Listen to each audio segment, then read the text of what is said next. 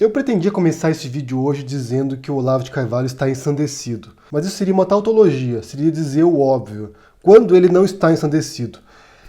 Nos últimos dias ele tem feito um uso desenfreado das redes sociais e no dia 11 ele publicou aqui um tweet dizendo o seguinte, olha, nenhum professor universitário deste país, nenhum, absolutamente nenhum, está qualificado para debater comigo na base do 1 contra 1. Nenhum. Essa frase temerária do Olavo de Carvalho, né, aquele tipo de frase de efeito, né, como os olavistas defendem hipérboles do Olavo, sempre dão resultados bastante ruins para o Olavo. Algum tempo atrás ele disse uma coisa parecida, dizendo que desafiava 1000 teólogos para debater teologia com ele sobre protestantismo. E daí você teve alguém que aceitou o desafio, que foi o Iago Martins, do canal 2 Dedos de Teologia, que foi lá e destruiu o Olavo de Carvalho. Ele sozinho demonstrou como o Olavo não entendia nada de teologia protestante. O Olavo fez uma resposta com o auxílio dos lacaios dele, e mesmo assim ficou muito feio o debate ali. O Olavo demonstrou que não sabia nada. Então, assim, quando ele faz esse tipo de desafio, geralmente o resultado é ruim para ele. Então, assim, como resposta a essa publicação do Olavo, esse tweet do Olavo, a Débora Diniz, que é doutora em antropologia, aceitou o desafio e propôs um debate para o Olavo de Carvalho. Primeiro ela publicou no Twitter também, respondendo ao Olavo, propondo um debate com as regras ali, com um painel independente de verificadores para certificar que as informações estão corretas, estão baseadas nos fatos. E só isso já é um grande problema para o Olavo, porque ele raramente se fia nos fatos, ele é alguém que se fia em delírios, em sandices mesmo, em loucuras que ele puxa de algum local aí muito obscuro e defende como se fosse verdade.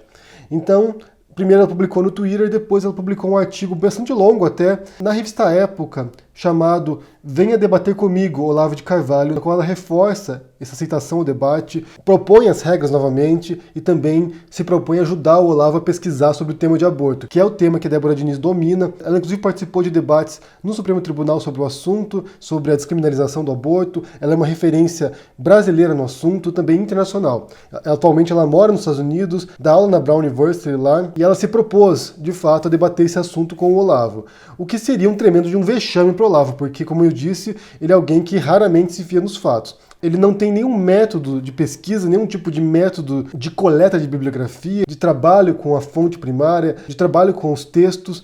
Ele é alguém que faz um esforço tremendo para distorcer o que os pensadores dizem, o que os autores dizem. Então, assim, se isso ocorresse de fato, que não vai ocorrer, dificilmente o Olavo vai aceitar um debate com uma professora universitária, ainda mais do calibre da Débora Diniz. Então, assim, se ele aceitasse, seria daqueles momentos vergonhosos da história para realmente humilhar o Olavo de Carvalho e destruir o mínimo de reputação que ele ainda possui entre os seus seguidores mais fanáticos. Porque, assim, na academia o Olavo nunca teve nenhum tipo de respeito, nunca foi considerado como um grande intelectual, nunca foi levado a sério. O que, ao meu ver, foi um grande problema, foi uma grande negligência. O fato de nenhum professor universitário, de ninguém da academia confrontar o Olavo anteriormente, mostrar como ele não tem critérios, como ele não tem método, como ele não sabe o que diz, como ele não respeita as fontes, como ele não entende o que fala. Então, assim, esse descaso foi o que permitiu que hoje ele se tornasse essa celebridade pseudo-intelectual. Essa resposta da academia agora para confrontar o Olavo é bastante tardia e talvez até um pouco ineficaz nessa altura, porque ele já consolidou o papel dele, a imprensa agora está batendo pesado no Olavo, muita gente está tentando agora desmontar o Olavo, mas é um pouco tardio realmente, o estrago já foi feito, ele já tem uma legião de seguidores fiéis, fanáticos mesmo, que são incapazes de ver os absurdos que o Olavo diz, as distorções frequentes na fala dele. E outra coisa também, nessa questão do debate, né, que eu sempre falo aqui também, sempre repito isso, há uma compreensão na mente do popular que o debate é para ver quem vai vencer, né? É um debate retórico, na verdade. Não é apenas quem tem razão, não é apenas quem tem acesso aos fatos ou à verdade, mas é quem vai vencer. Então, assim, para o Olavo e para os olavistas, vencer um debate é aparentar ter razão, é aparentar ter autoridade, é aparentar estar dizendo coisas certas. Não importa se aquilo ali é certo ou não, não importa se aquilo ali é factual ou não. O importa é parecer ter razão. E você vê muito isso em debates em rádio, por exemplo, ou no próprio YouTube, alguém que faz algum tipo de comentário lá e você vê o que o pessoal na bolha ali começa a propagar aquilo ali como se fulano venceu o debate, fulano destrói cicrano. Sendo que quando você vai olhar de fato o que eles disseram ali, a fala deles, pode ter sido bem elaborada retoricamente, pode parecer que eles têm razão, mas quando você olha os fatos, eles não têm razão e só venceram o debate na mente dos seguidores deles, na mente de quem acompanha essas pessoas. E eu quero insistir um pouquinho mais nesse ponto aqui de quão tardio tem sido essa reação dos universitários da academia, porque a grande missão do Olavo, me parece, e aqui eu digo pessoalmente, a minha impressão do que eu acompanhei aqui da história do Olavo, do que ele diz, da trajetória dele enquanto pseudo-intelectual, é que ele tem uma vendetta, ele tem uma vingança contra a academia e contra o establishment político. É uma vingança pessoal. Ele se sente menosprezado, ele se sentiu desprezado pela academia, pelos políticos, e ele estabeleceu umas diretrizes de vingança para ele provar que ele estava certo, todos os demais mesmo estavam errados. Talvez seja algum tipo de delírio de grandeza, talvez seja algum tipo de megalomania do Olavo de Carvalho, de achar que apenas ele está certo e todos os demais estão errados, mas é como você percebe que ele construiu a carreira dele. Se vocês sabem, se vocês acompanharam a história dele, vocês sabem que ele foi de esquerda, ele fez parte da esquerda, isso na época da ditadura ainda, da ditadura militar, ele foi amigo pessoal do Zé Dirceu, e a Heloísa de Carvalho, que é filha do Olavo de Carvalho e que atualmente confronta o Olavo com as mentiras dele, ela me disse que ele tentou se aproximar do PT quando o PT ganhou as eleições, logo no começo, com o Lula, que ele tentou se aproximar do PT e foi rechaçado. Então, assim, o ódio contra a esquerda dele talvez seja um ódio ideológico, mas talvez seja uma vingança de fato. Alguém que se sentiu rechaçado pelos professores, pela academia e pelo cenário político. Então ele vê nesse confronto com esse grupo que o menosprezou uma maneira de poder provar que ele é o fodão. Inclusive está na descrição aqui para vocês o canal da Heloísa de Carvalho, para vocês conferirem, que ela sempre tem revelações interessantes sobre o Olavo de Carvalho. Vou deixar também o link para a carta que a Heloísa de Carvalho escreveu,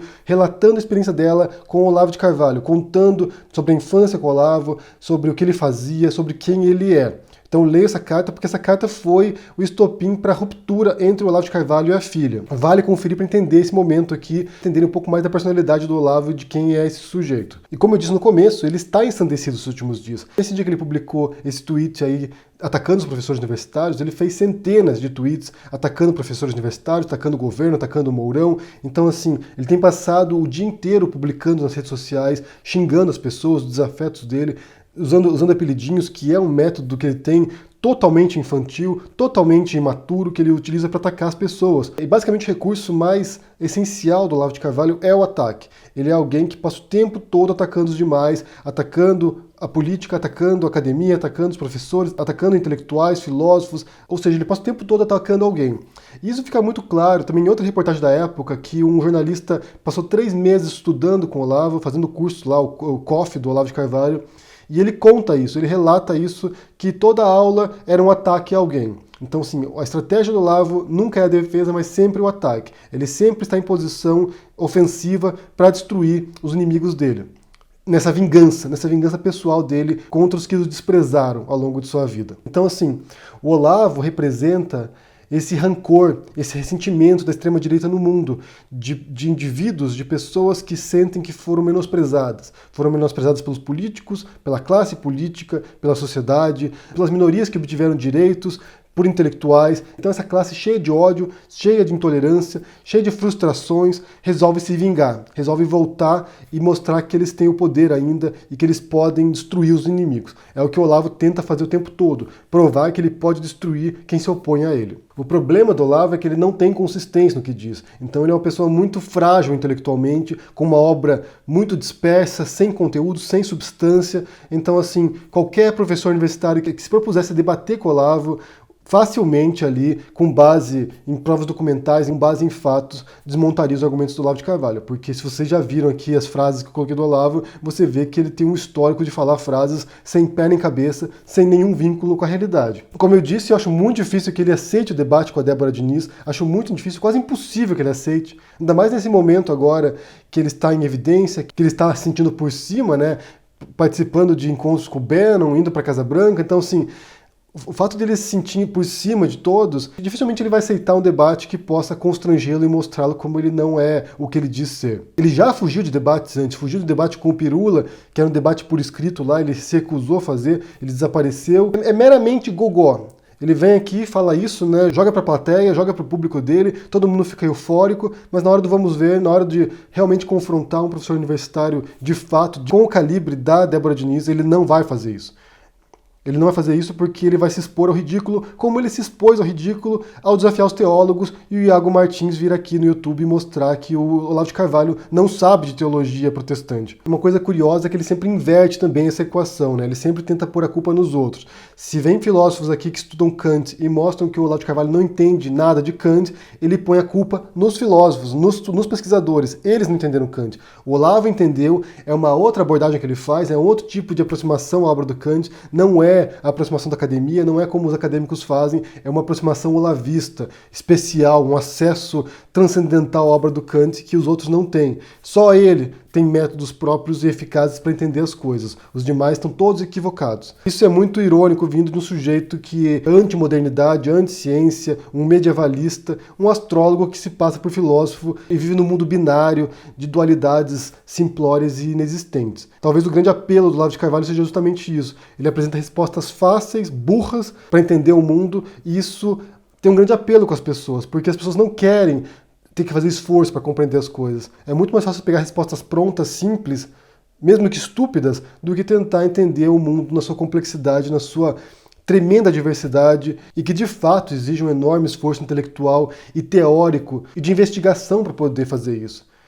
Você pega uma resposta simplória, proposta pelo Olavo, que não exige nenhum esforço intelectual, e aquilo ali encerra o debate. Então pronto, temos uma resposta. A culpa é dos comunistas. Há uma conspiração gaysista no mundo. Ou seja, você pega ali respostas simplórias, absurdas muitas vezes, mas isso encerra o debate. E as pessoas querem respostas prontas. Elas querem respostas definitivas para as coisas, mesmo quando não há. Então agora vamos esperar a resposta do Olavo, né? Se ele vai aceitar o debate com a Débora Diniz. Eu acho que não vai aceitar. Eu tenho quase certeza que ele não vai aceitar.